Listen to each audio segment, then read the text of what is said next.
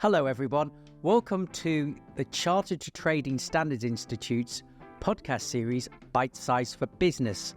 Today's first podcast is looking at the whole issue of contract law, and today I'm delighted to be joined by CTSI's very own lead officer for civil law, Jemma Cox. Jemma, thank you very much for joining us today. Thank you very much. I'm looking forward to talking about contract law, one of my favourite subject areas. Yes, well, I'm. You'll have to forgive me. I don't know a huge amount about contract law, but I'm hoping by the end of this, I'll become an expert. So okay, well, I'll make no promises, but we shall give it a go. So I think the first thing to say is, can we start by addressing a fundamental question? What is contract law? So already today, Duncan, you may well have entered into a contract. Have you bought anything today? Cup of coffee? Cup of coffee, yes. Yep, so you've already entered into a contract today. Now, when we talk about contracts, a lot of people, and I'll be interested to see what you're envisaging in your mind there and what you're thinking about. Are you thinking about a contract as a written document that you might need to sign and date at the end? Yes, a piece of parchment that I would sign in ink, yes. Yeah, so we do have this sort of myth that contracts really are a piece of paper that we sign and date. But actually, that cup of coffee is just as valid a contract as a formal contract that you might have signed if you've ever bought property or land or entered into, a finance contract that you might have had to sign, whether that's a hard copy or digitally. Because, of course, a lot of things we do now are online, aren't they? So because contracts are so varied, I think people often forget that they're entering into them all the time. So for businesses are entering into contracts with suppliers, if they are providing goods or services to consumers. So when we're looking at contracts and why we need contract law, it's about regulating those relationships between people. So we want to be able to rely on any promises or exchanges that we've agreed, so we know that that person is going to come through on those promises. So if I say to you, Duncan, I would like to buy this from you, I'm hoping that you're going to, I'm going to be able to rely on that promise and you are going to sell me that item.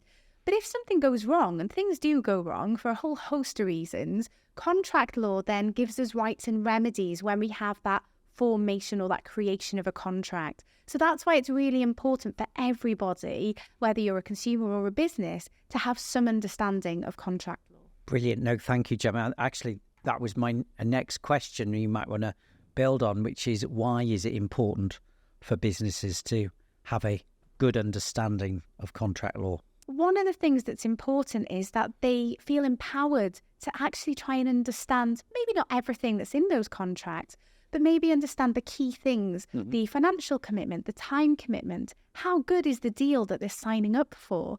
And this is really important stuff, and particularly for small businesses or maybe startup businesses, that they have some confidence, because they're not going to have a big team, a big legal team behind them to be able to check these things for them.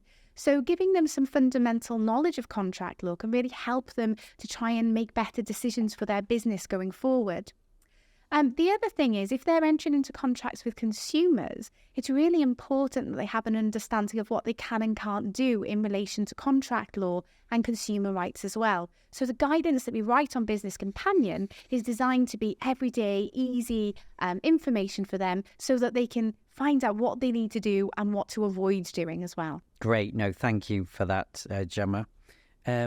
So actually, just building on that, what do you think some of the common challenges or issues are for businesses when it comes to contract law? For a lot of businesses I talk to, so I'm a trading standards professional in my day-to-day job, and I work with lots of businesses of all shapes and sizes. And a lot of businesses will say to me, particularly small businesses, it's time. And it can be quite a scary subject area, law, because they are usually excellent at the profession that they've chosen to be in. That's why they've got their own business, and hopefully they're flying and being really successful at that. But sometimes when you've got all these different competing things in your customer services and you're the person that's doing the job, it can be very difficult sometimes to try and prioritise these things. So what often businesses ask me about is actually writing terms and conditions. How do they go about that? And what I see in practice is that businesses will often look for influences or inspiration from other businesses, usually online these days. And then they may borrow some of those terms. You mean just copy and paste? Yes. And sometimes they don't really understand what those terms actually mean. And this leads to problems because they may have terms and conditions in there that don't relate at all to anything that they do in their business or the way that they run their business. But they might also have terms in there that actually breach consumer law or contract law. So there might be an unfair contract term. So just because you see terms and conditions online, it doesn't mean that they're all going to be accurate and fair, because you don't often know, whether those terms and conditions are going to be fully compliant with the law. So one of the things that's really important with businesses is to get some fundamental knowledge and know where to go to find out bits of information. And that's the real reason why we wanted to write some of these guidance documents, and all the guidance that we put on Business Companion is about giving businesses the ability to look at bite-sized chunks of information, easy to read guidance that they can go to for a starting point, really, with lots of these things. Well, actually, I think that lends nicely into the next section, which is to talk us through the fantastic guide that you've written on Business Companion. Could you give us a taster of some of the key highlights of that guidance that our listeners, small businesses, should be paying attention to in particular? Absolutely. So the guidance it's got a lot of information in there because, as you said, contract law, there's lots of different things. Because it applies to every type of business, as you can imagine, there's lots of sort of rules that have built up over time.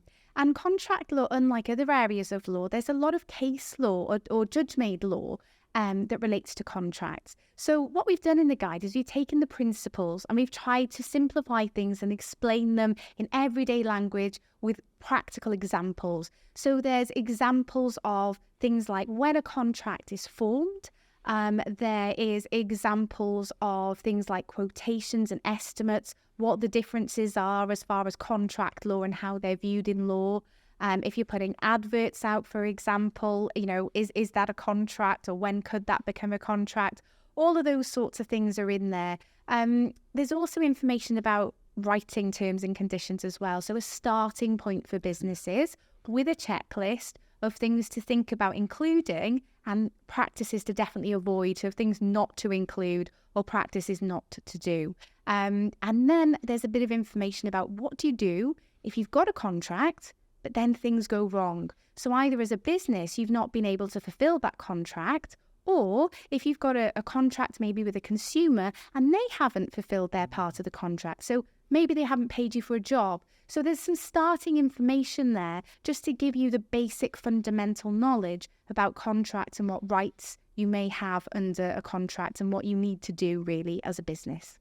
That's great. So some really practical, easy to understand tips and tools for businesses in this guidance. Yeah, absolutely. And you've got to start somewhere. So as I said, when you're looking at any of these guidance documents, it's about taking them a bit at a time and trying to think about how that is relevant to your business. So rather than just reading it as a document, I'm always the same when I read anything. Try and think about, okay, so in this example, how does that relate to my business? And what we've tried to do is to include different examples in there that'll hopefully there'll be an example that's relevant for all types of businesses as well. Excellent. Now, what do you think are some of the common misconceptions that businesses might have about contract law that you've picked up in your experience, from your experience? So we've talked about the myth that contracts don't have to be in writing. So as a business, just remember that you can have a verbal contract as well with a consumer or another business. So you need to think about anything that you're discussing and think about whether you have got a contract there. So again, things, when we're looking at contracts, it's not a traditional document, as you said, a parchment, and signing it in that way. It could consist of things that you've agreed via messages and things like that, emails, and all of those things that could form potentially part of a contract. So it's much bigger and wider in scope than people initially think. So again, it's thinking about and looking at the guide and thinking, how do I enter into these agreements? And do I need to think about the way that I run my business? Now, the other two big misconceptions and myths, one of them is about terms and conditions and making sure that they're what we call incorporated. And that's quite a big formal word, isn't it? It is very, very big word. Yeah. What does incorporation mean? Well, all it means is included or part of the contract. So with terms and conditions, if you want those terms and conditions to be part of the agreement, part of the binding contract that you have with the consumer or the other business, it's really important that the other party has had sight of those before the contract is formed. Okay, so before that contract is binding on you both, that they've had the opportunity to have a look through those terms and conditions, okay? So they need to have been made available. And there's different ways that we talk about in the guidance that terms and conditions can be incorporated. So your classical vision of signature, so you can incorporate by a signature, you can incorporate by notice. So we go through different ways that things can be incorporated briefly in the guidance. But the important thing is that you're giving people that information. Everything is all about fair and transparent trading. So people need to be entering into a contract with you, having read any terms and conditions that apply, and making a decision about whether that's good for them. So for consumers, they need to understand how that might impact them economically and financially. So the clearer your terms and conditions and the easier it is for consumers to access those and make a decision, the better it is for your business reputation, for the consumer, and everyone's clear on what they're agreeing to in that contract. So that's the first one, is making sure those terms are available before the contract is formed, not after. If you send your terms and conditions after a contract is formed, they're very unlikely to be incorporated or part of that contract. So you wouldn't be able to rely on them later on if something goes wrong. So that's something important to pick up on and have a little look at in our guidance. And the other thing then is that we get a lot of consumers thinking that if a term, and businesses as well, that if a term is in a contract, it's binding, that's it. If it's in a contract, it's binding on both parties. Now, there is consumer law. So the Consumer Rights Act sets out the legal requirements in relation to unfair terms in consumer contracts. And the majority of unfair terms in consumer contracts are in that piece of law in Part 2. But what it talks about is that if a term is unfair, and we explain what unfair terms are again in the guidance in a straightforward way, if a term is unfair, the consumer is not bound by that term. So even if you put a term in the contract, if it's unfair, the consumer's not bound by it and you can't rely on it. So for purposes of businesses and consumers, having clear terms and conditions that are fair, they're transparent, they're as clear as possible so both parties understand, that's really important, because there's no advantage that you'll gain as a business by putting unfair terms into that contract, because they're not legally going to be binding anyway. So those are the big kind of myths or questions that I tend to get from businesses. Well, it sounds like really important for businesses then, because if they get it wrong, they don't actually have a legally binding contract, and if they get it wrong and don't make it clear, they could lose customers because they don't want to be bamboozled with lots of, terms and conditions that they don't understand. Yeah, so with an unfair term, it doesn't mean that the whole contract is not binding. The rest of the contract would still apply, but that term isn't going to be binding on the consumer. So that's another really good point to raise, Duncan, because I do get asked that question from consumers as well. Does it mean if there's an unfair term that the contract doesn't stand? The rest of the contract would stand if it can, but that particular term, if it's deemed to be unfair, wouldn't apply to the consumer. Another thing that's important while we're talking about unfair terms or unclear terms is if you've got a term in there that can be interpreted in more than one way, then what the law says is that it should be interpreted in the way that's best for the consumer. So again, another real good advantage for businesses to think about spending a little bit of time making sure their terms are clear. So top tip really, or practical advice, things you can do for free to do that, is when you're writing your terms and conditions, why not ask a friend or a family member to read them and ask them to explain them back to you in their own language? What do they understand that term to mean? And do that with a few people. Check that people understand it. But crucially, one of the things I find is businesses, if I ask them to explain their own terms and conditions, they often can't explain these terms either. And that goes back to borrowing terms from other sources of information. So make sure you understand what you're putting into any terms and conditions, and you understand the purpose of it as well. Why have you put it in there? Is it just because you've seen it somewhere else? Or actually, is it because that's important or it's information? So the guidance we've written gives you a checklist of things. It links to other sources of information and consumer rights law that you need to know about. And so it'll start giving you those stepping stones to be able to put all the good stuff into the contract that's going to help and make sure you're legally compliant. And it also gives you some things to definitely avoid and not to put into your contract. So that's a good starting point. And as I said, just take it step by step. Even if you just put aside a little bit of time to work on a section at a time, the knowledge that you'll gain will be so beneficial. So there's a lot of information out there, Jemma, for businesses. Where would you suggest you could signpost people to for guidance or more information about contract law?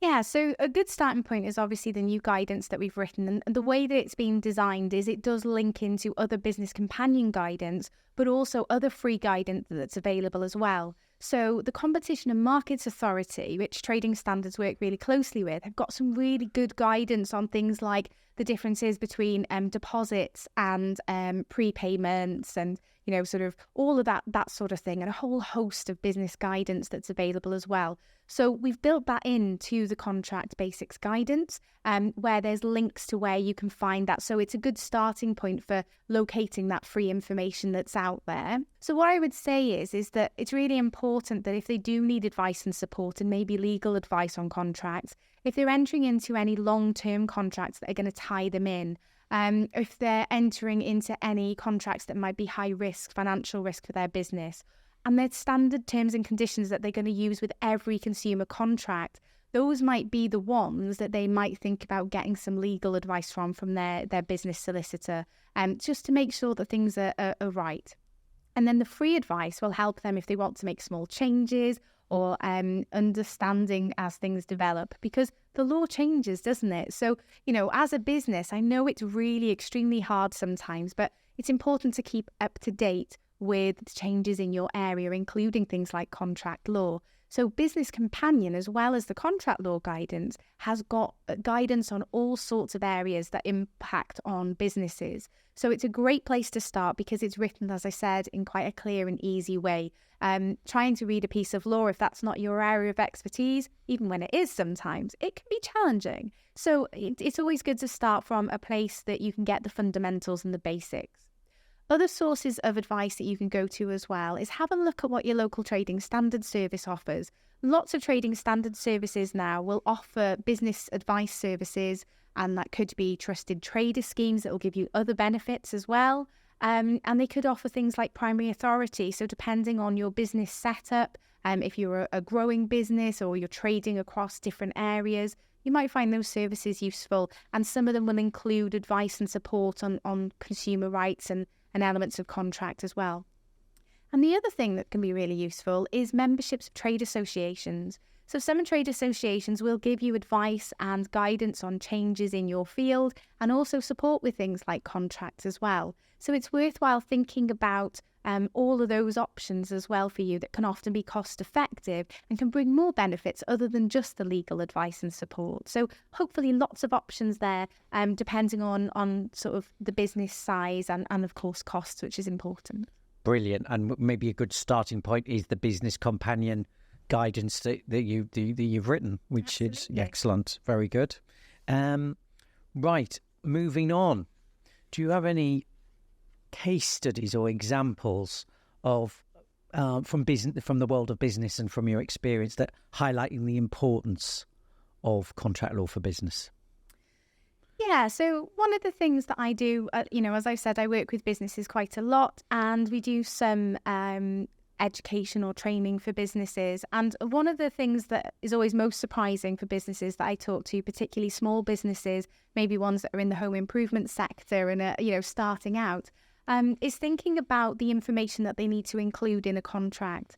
So there is requirements if you're entering into contracts with consumers. There's a list, if you like, in law that says there's certain information that has to be given before the contract is formed. And we call it pre-contract information. So, before the contract, really.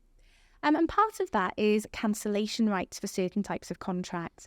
So these are in particular contracts to do with your distance sales. So if you've ever bought anything online, Duncan, you probably, depending on what you've bought, quite a lot of items will have cancellation periods, yeah? Yes. So usually 14 days for your distance contracts. Same with contracts that are done away from trade premises. It's what we call off-premises contracts. And there's a few different types of contracts that are caught in that. But it's basically things like when you're entering into a contract at a consumer's home, for example. In those situations where you might be doing off-premises contracts, it's really important that you're giving the cancellation information that is required, because if not, the cancellation period can be extended in certain types of contracts for up to an additional 12 months. And obviously that's not desirable for businesses, but that's really important because consumers need to know about their right to cancel contracts. Again, going back to this concept of fair and open and transparent dealing. So there are some disadvantages to that. The biggest one being that I've not mentioned is if it is an off-premises contract where you're going to a consumer's home, it's also a criminal offence not to give that cancellation notice and period. So you might find that regulators like trading standards will also potentially be interested in speaking to you. Now, obviously, if you weren't aware of it, it might be that they give you advice and support, but there is a criminal offence that's been committed there as well. So lots of disadvantages for a business in not getting things right. So again, that's an area of consumer rights law, but it ties in very closely with contract law and thinking about what you need to give to people before that contract is formed. And those sorts of things are all covered in the guidance with links to more information. So you can have a read and think, is this relevant to my business? And there'll be a list there of what you need to put in the contract. So again, another good place to start. So what we want to do with Business Companion Guidance is try and empower businesses to know what they need to do, what they need to include, and how they need to present that information. And then they can focus really on what they're really good at, which is their area of expertise or their profession. Great. I'm going to look at some of my gym contracts that I've signed recently to see if I can get out of those. Well, you've got to look, if you've entered it in the gym, it's going to be an on-premises contract, so you won't have a cancellation clause necessarily. 14 days? So not if it's on-premises. You enter the gym to cancel. So there's a really good guidance document on Business Companion that talks about the different types of contracts. So as a business, what you can do is think, how do I enter into contracts with people? Do they come to, if I've got a shop, do they come to my shop? In which case, they're not going to have an automatic right to cancel. So if, for example, you go and you bought a shirt, you did a bit of shopping after we've recorded our podcast episode today, and you bought it in the shop, there's no automatic cancellation rights when you're buying goods actually on premises. So you're relying on contract law for any terms and conditions that give you a policy, a returns policy. And that is completely down to the discretion of the business that you're shopping with. So some businesses may not have a returns policy at all. So unless it's faulty or there's a problem with that item, you wouldn't have any right to return it, because the premise behind that is that you can see the shirt in person, whereas when you're buying something online, you often can't see it. You might have seen a photograph. So the reason why, for most, not all contracts, there are exemptions for things like perishable goods and certain items. But for most items that you buy online, there is a cooling off period, so you can actually reasonably examine the item when it arrives and it's delivered.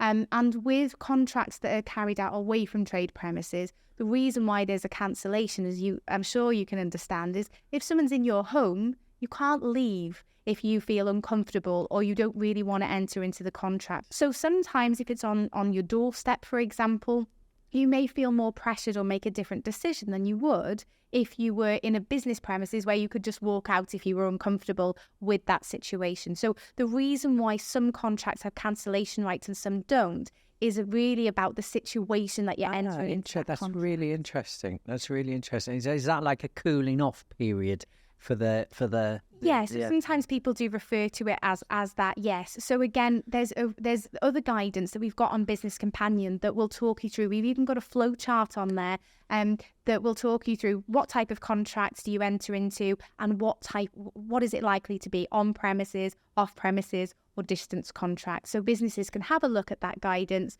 find out which areas of law apply to them, and then what they need to put into their contracts or information to consumers to make sure that they're covering all the bases and they're doing what they're required to do. Brilliant. Well, I'm sure we all love a flow chart, don't we? So yes, Absolutely. Okay, good, excellent. So I think let's round off with some. You've given us a huge amount of information then, really clear to understand. What would you say your top 3 tips to give to businesses when it comes to navigating contract law? So I think the first thing is to make sure that you have a look at the guidance. And I know it's difficult when you're so busy as a small business, but I do think that making time to look at it, even if you break it down into bite-sized chunks, go through it, I think it will really empower you in making decisions about business contracts you enter into and also how you deal with your consumers as well. So we've talked about all of the pitfalls, so that's really important. So that's my number 1 first tip. The second thing is when you're writing terms and conditions, again, use the checklist, use all the guidance that we've given you for free, and also make sure the key things is that they're clear, they're transparent, and they're fair. So make sure that other people understand them. So again, do that check that I talked about earlier on and make sure you understand them as well. So that if you have any questions, you encourage people to ask you questions about what they mean and you can confidently answer them. And anyone that works for you can do the same for your customers as well.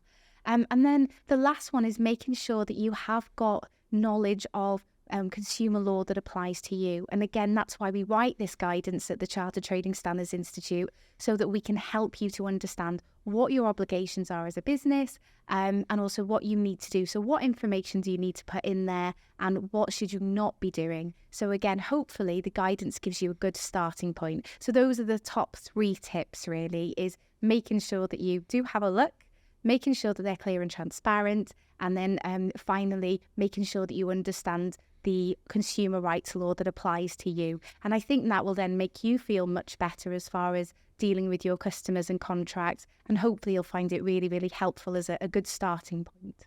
Well, Jemma, look, thank you so much. That's been fascinating and really brilliantly explained. You've distilled what is a very complex subject into something very easy to understand. Even I understood it. So no, That's good to hear, Duncan. So thank you.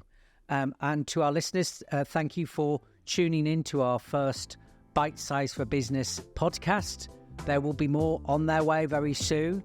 In the meantime, we hope you enjoy this and the business companion guidance that our Jemma Cox has authored. See you next time.